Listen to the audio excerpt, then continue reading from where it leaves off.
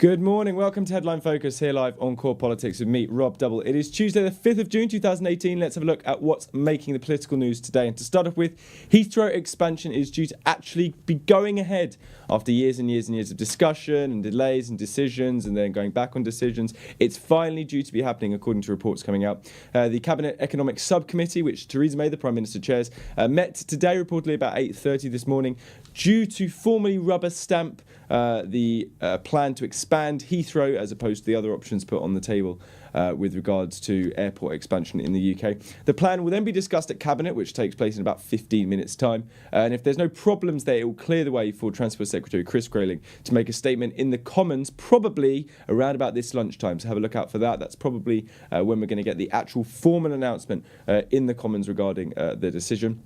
Now, this follows many years of preliminary discussions about what the expansion should be, a commission doing a report recommending Heathrow expansion, and finally, at least all reports going from 2016 that the government under David Cameron was going to approve Heathrow expansion, and then obviously the referendum happened, David Cameron left, and so this has finally come back to the decision which the Conservatives are due to have made really a couple of years ago in 2016. Debate and a vote in terms of after Chris Grayling makes the announcement in the Commons will have to take place within 21 parliamentary days of him making the announcement. So it'll be relatively soon you'll have a debate in the Commons regarding what's going to happen with Heathrow expansion. And that poses an interesting question, particularly for one of the big beasts of the Cabinet, Foreign Secretary Boris Johnson. Now, sources indicate that there's going to be a three-line whip on the vote for the Conservative Party, so all MPs expected to vote for the government and for Heathrow expansion.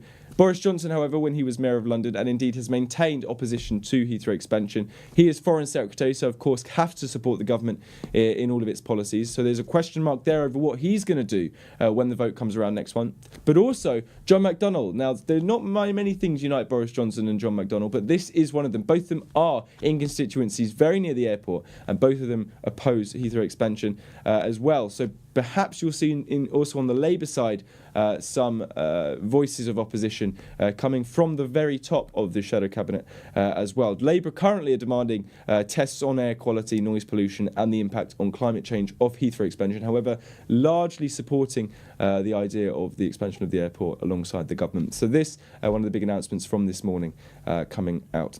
Next up, the government has taken a bit of a battering. If you had a look at any of the regional papers today, in fact we've got them up here, or some of them up here, there has been a collective attack, or rather criticism, of the government, of the handling of the train line. Now, if you've been on the UK trains at all over the past few weeks, or really past week or so, you would notice the timetables have changed, supposedly to bring a better and more frequent service for as many people as possible.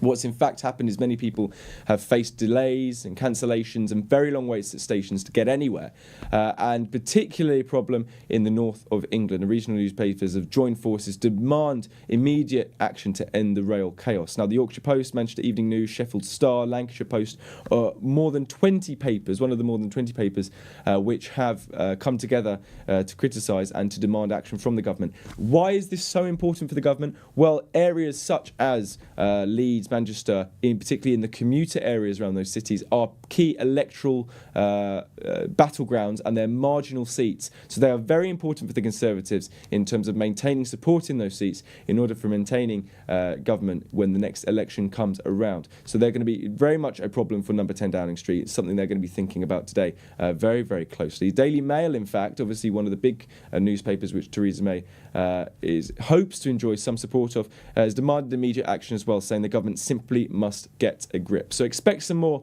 on the railways this week. It's going to be a running theme, but certainly in terms of the regionals in the north, Downing Street will definitely be a little bit concerned. Finally, one more story coming from the Commons. This is an emergency abortion debate. It's going to be held this afternoon following Northern Ireland's ban, reforming Northern Ireland's ban on abortion is going to be the main topic for discussion, the main debate subject. And this, of course, follows the referendum in the Republic of Ireland last month in which legalised abortion. There's no meaningful vote, however, in this debate, so there's going to be no fundamental change of position, no real threat in terms of what the government has to do, what or rather the Commons asked the government to do. However, it will be interesting, and a lot of the commentary is around what senior people in the cabinet, what senior people, government figures and Conservative Party figures will be saying at this debate. And now it's been reported, and it's no secret, that several cabinet ministers are backed to call for this debate as well, including Northern Ireland Secretary Karen Bradley. So it's going to be quite interesting today as well to see how this plays out